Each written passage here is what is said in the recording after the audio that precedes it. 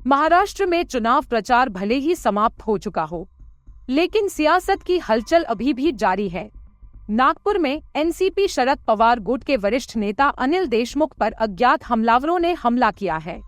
Media report के अनुसार अनिल देशमुख ने आरोप लगाया कि काटोल विधानसभा क्षेत्र के जलालखेड़ा रोड पर कुछ लोगों ने उनकी कार पर पथराव किया, जिसके कारण उन्हें चोटें आईं। एनी द्वारा जारी की गई तस्वीर में अनिल देशमुख के माथे से खून बहता दिखाई दे रहा है। इस घटना के बाद उन्हें नजदीकी अस्पताल में भर्ती कराया गया। पारटशिंगा बोलकर के गांव है जो कि काटोल विधानसभा क्षेत्र में है।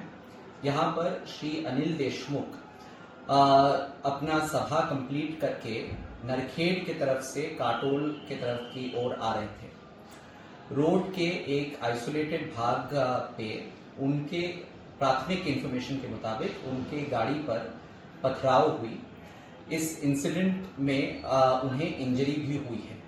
ये जो घटना घटी है इससे बहुत गंभीर रूप से नागपुर ग्रामीण पुलिस ले रही है और फौरन इन्वेस्टिगेशन शुरू कर दिया गया है। यह हमला उस समय हुआ जब अनिल देशमुख का बेटा सलिल देशमुख काटोल विधानसभा सीट से एनसीपी शरद पवार गुट के उम्मीदवार के रूप में चुनाव लड़ रहे हैं।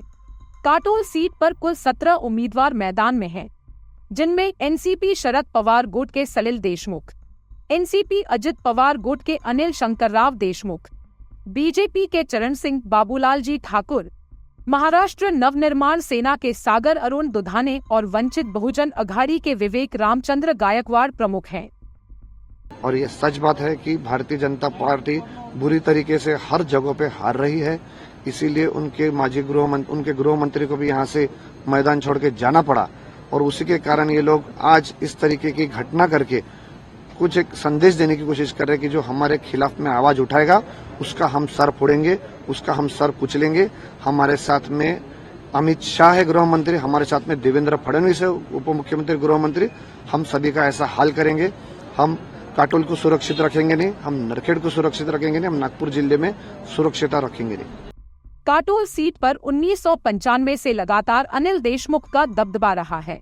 सिवाय 2014 के चुनाव के 1995 में उन्होंने निर्दलीय प्रत्याशी के तौर पर चुनाव जीता था।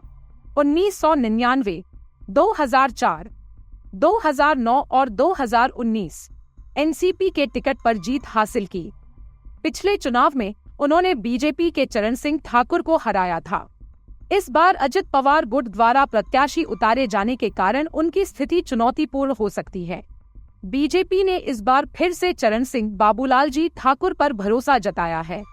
2014 में बीजेपी के आशीष देशमुख ने अनिल देशमुख को करीब 5,500 वोटों से हराया था।